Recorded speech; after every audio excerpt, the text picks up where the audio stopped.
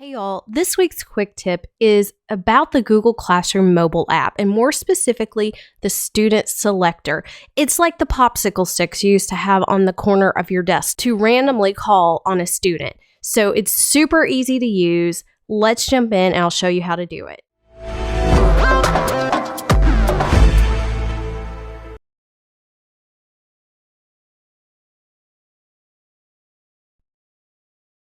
Okay, so the Student Selector is only available in the mobile app on iOS or Android. So be sure you have that downloaded to your phone.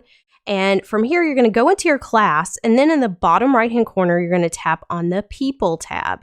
This will take you to your roster. From here, you're going to tap on the top right-hand corner, that little symbol with the 3 boxes and the diamond. That is your Student Selector.